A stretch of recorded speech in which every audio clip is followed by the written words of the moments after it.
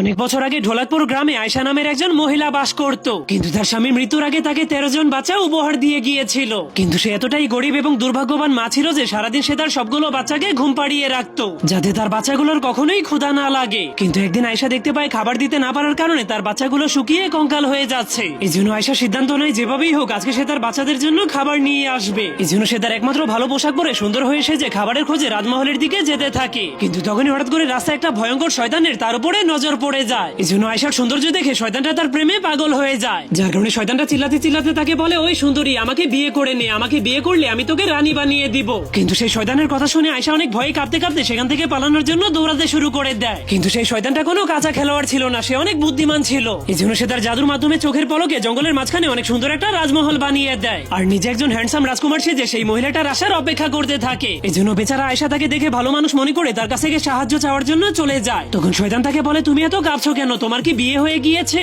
আয়শা তাকে বলে, দয়া করে আমাকে রাজমহলের মধ্যে ঢুকিয়ে দিন, একটা ভয়ঙ্কর শয়তান আমার পিছু করছে। যা শোনার পর শয়তান আয়শাকে রাজমহলের মধ্যে ঢুকিয়ে দিয়ে তাকে বিয়ে করার জন্য সারা জীবনের জন্য রাজমহলের মধ্যে বন্দী করে দেয়। এই জন্য বেচারা আয়শা শয়তানকে বিয়ে করতে রাজি না হয়ে দিনরাত কান্না করতো। এভাবেই অনেক বছর ধরে সেই রাজমহলের মধ্যে বন্দী থাকার পর একদিন আয়শা যখনই দেখতে পায় সেই শয়তানটা ঘুমিয়ে গেছে, তখনই আয়শার তার ছোট ছোট বাচ্চাদের কথা অনেক মনে পড়ে যায়। এই জন্য আজকে সে সাহস করে তার স্কাবের মধ্যে শয়তানের অনেকগুলো খাবারকে বেঁধে নেয়। এরপর তার নখ এবং দাঁতের মাধ্যমে সেই জাদুময় দেয়ালটাকে ছিদ্র করে পাগলের মতো সেখান থেকে পালাতে শুরু করে দেয়। কিন্তু তখন হঠাৎ করে শয়তানের ঘুম ভেঙে গেলে সে যখনই বুঝতে পারে আয়শা পালিয়ে যাচ্ছে, তখন সে জলদি করে তার পিছু করতে শুরু করে দেয়। এরপর সে অনেক রেগে আয়শাকে ধরার জন্য একটা কাকে পরিণত হয়ে তার ধারালো ঠোঁট দিয়ে আয়শাকে ঠোকরাতে শুরু করে দেয়। কিন্তু তবুও সে আয়শাকে মারতে না পারলে সে অভিশাপ দিয়ে বলে, আয়শা তুই একটা গাছে পরিণত হয়ে যাবি, তোর বাচ্চারা তোরই রক্ত খাবে, এমনকি তোর পাতাগুলোকেও ছিঁড়ে ছিঁড়ে খাবে। যা বলার সঙ্গে সঙ্গে আয়শার পাগুলো মাটির নিচে গেড়ে গিয়ে সে একটা গাছে পরিণত হয়ে যায়। তার শব্দ শুনে তার বাচ্চারা বাইরে আসলে দেখতে পায় তাদের ঘরের সামনে অনেক বড় একটা ফলের গাছ হয়ে গিয়েছে, আর সেই গাছের উপরে একটা কালা কাউয়া কা কা করছে।